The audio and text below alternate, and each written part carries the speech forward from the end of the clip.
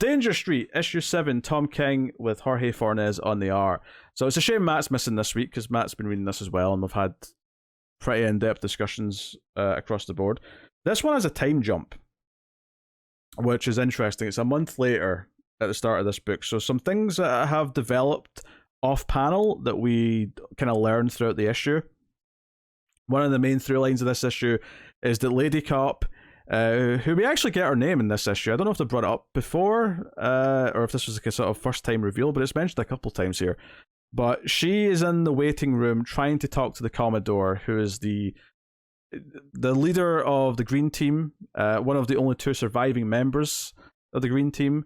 And her whole thing, she's basically in that Seinfeld episode where they're in the waiting room of the Chinese restaurant and they can't get in. She's here and she's just been told by the assistant over and over again that it'll be a few more minutes. And she's there for hours in the waiting room. She eventually talks to Jack Ryder, who comes in, and he gets to see Commodore quite quickly about notes for his show that night. But they strike up something that might turn into a friendship and possibly an alliance that could develop into something. So we have the other Mr. Simon. He's the other surviving Green Team member who, at the end of last issue, went to the Outsiders. Who everyone in the comments did let us know that these Outsiders were a real thing from that old comic book series, which are this team of misfits. And it seems like Manhunter shows up to kill Mr. Simon. Great full page spread of, because Simon's like on a, he's sunbathing on like a little deck chair, and there's a great full page spread looking up at Manhunter where he's in almost silhouette with his face because of the bright sun behind him. Great page. So he goes on the run, but the big sort of reveal with that plot at the end is that this is kind of a trap, and that the Outsiders that he went to for help are waiting in the water. So the cliffhanger to that is that, oh shit, they might have actually captured Manhunter or might hurt him or something. The other plot going on is the Dingbats are graffitiing the Danger Street road sign, and they cross out the D so it says Anger Street, and they were immediately arrested by one of the cops. But there's kind of a reveal with this too, where this is actually part of a plan. It seems like they wanted to get arrested because when they go into the station and they're getting processed, the skinny kid, non-fat, he's put in a cell with Warlord, and immediately it kind of sounds like they know who this is and they've been talking to Starman. In fact, there's a panel on the last page that, this breakout plan, whatever it is Starman from the outside is going to break them all out at the same time. So for whatever reason, they've formed kind of an alliance with the very people that they were going to try and kill, possibly to try and get their friend back or get revenge on the person really responsible for his death. Very, very interesting. It was kind of exciting realizing that they're actually working in cahoots with Starman and Warlord. Just because, like, obviously the last several issues they've been like, oh, we need to find out who killed the other kid and we have to like get revenge. Clearly some plan is formed and it's quite exciting. So I was into those developments and kind of the slow realization of that was quite exciting. The stuff with Lady Cop and Jack Ryder, where she's frustrated because she can't go see Commodore, and he's, if anything, taken aback that she doesn't just know who he is. In fact, there's even maybe even a reference to a lot of people's parents watch Fox News, where she says, "Oh, I think my dad watches you" at one point. I kind of took that as a sort of sly little reference to that. But he basically says, "Oh, we're kind of in the same line of business. We're out for the good of the people." But he talks about how he's got a friend who could maybe help if there's something going on.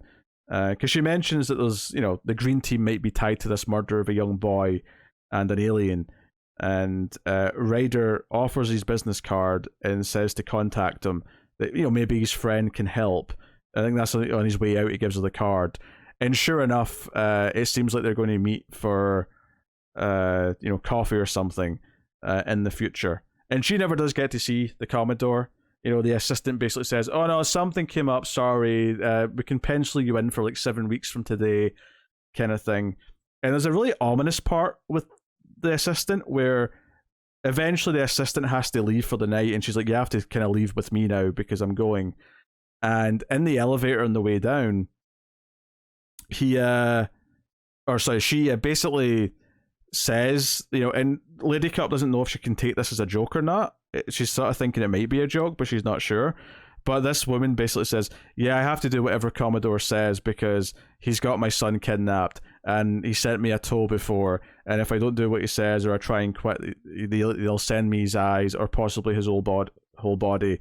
And Lady Cop is like legitimately not sure how to take this, and it kind of reads to me like a scene in a movie where someone says something really crazy and you just don't know, like the other character doesn't know how to take it. Is it like, is she being serious right now?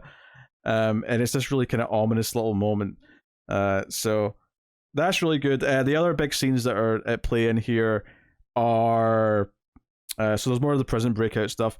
But we've got a scene with Orion. I didn't realize it was him at first because he's not got his outfit on. He's just sitting there drinking booze, which he ends up pouring on his mother box because he's failed his mission. And there's also a scene on Apocalypse with Darkseid basically telling everyone to get the fuel of the volcanoes to power this big thing they're doing with Highfather and whatnot. Bringing up New Genesis and Apocalypse together. It's a whole big thing, right? There's a lot of moving parts, and I think there's always this worry every time I start an issue of this that am I going to remember everything that was going on last issue? And I think for the most part, like, it actually flows really well, and like the big moments are exciting because of all these characters finally starting to come together. The idea that the Creeper might end up helping out in some of the Lady Cop investigation stuff is quite exciting. It's like, because Ryder has been so separate other than interacting with the Green Team for his show, that it's actually quite interesting that he may end up being instrumental in bringing the Commodore down. Likewise, the kids working potentially with Warlord and Starman feel like a really big change from the first half of the book. Eventually all the forces of good might end up working together to take down the bad guys. That's all really exciting stuff, and there's some fun stuff in there as well, actually, where the kid, non-fat, is talking about Lady Cop, and then the other cop refers to her as Lady Cop, and he's like, "Oh, you effed up now. I'm going to tell her you called her Lady Cop. She hates that." And he immediately starts to like get scared, and he's like, "Nah, don't tell her, please." As he's like throwing the kid into the jail cell. I that's the sort of thing where they've built up these characters over the issues that you can enjoy these little teases and payoffs to that. There's these like fun little beats you can play. So no, all that stuff was great. It really feels like it's paying off a lot of the things that it's been building up over those 6 issues, and it feels exciting that they're doing it because they've kept all these plot lines relatively separate. And there is this genuine excitement of characters finally talking to each other. And it's not that it's been spinning its wheels up until this point. Everything it's been doing in all of its plots have all been very well paced and all been very valid. But now that some of the characters are starting to come together, it feels like, now like this might be like turning the tide, and that the villains might not stand a chance potentially if they all come together.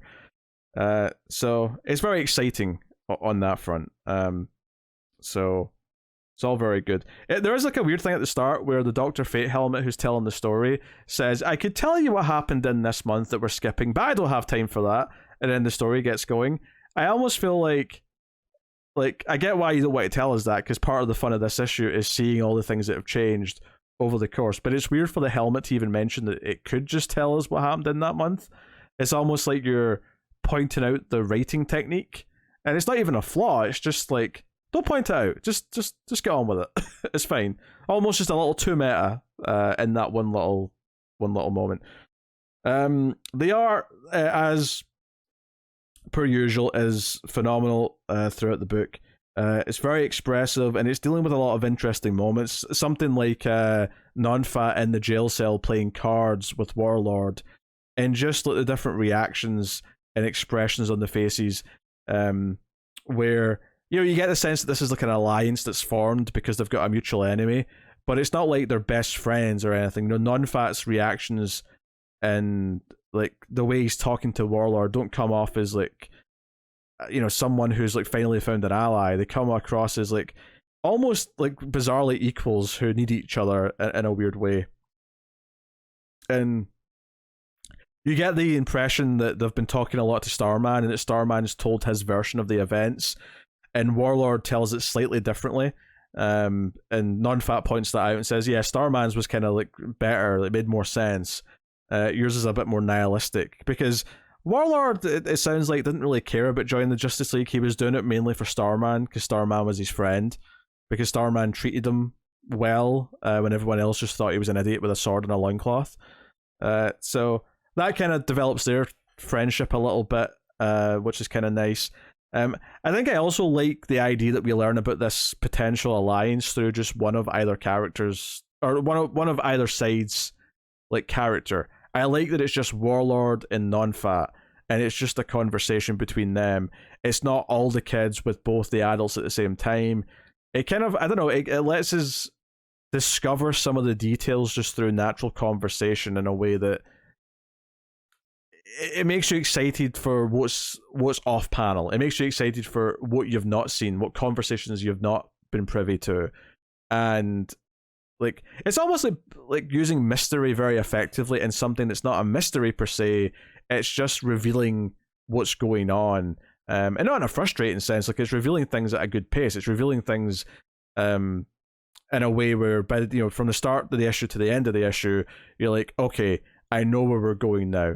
And you've over the course like teased what's going on. You've then revealed what's going on, and now we can be excited for what the new status quo is. And I think it's like part of the writing technique that King uses in this book that's been really satisfying. It's the one thing that maybe on issue 1 was a little hard to take in because there was all these different plot threads. But ever since you got that footing from after an issue or two, like, they've all been very satisfying because they've all been advancing things, and they've always felt like everything's going to like eventually start to cross over. And now it's exciting because several of these plot threads are crossing over, and that's been good fun. So, yeah. Danger Street issue 7, another great issue. I would probably say it's just a solid 9 out of 10. It's kind of just an easy score to give out. It's exciting. Everything's clicking together, and it feels like all the build-up is paying off in all these little ways. And even as simple as, like, we never see the Commodore in this issue. I mean, we've seen him in previous issues, but by having the kid off camera, or off panel, I should say, this entire issue, kind of builds this ominous threat. And we know that he made a deal with Codename Assassin to, like, just protect him and kill the other kids instead. Or not even kill the other kids, but just don't protect the other kids, so that all of his focus is on him. And it's like, okay, how much more powerful has he gotten in this month that we've now skipped? We don't know. So that kind of builds up a bit of mystique around him, which is also quite exciting. So, no, 9 out of 10, really good. Loved it. As per usual, one of King's Black Label books is one of the most exciting comics of the month.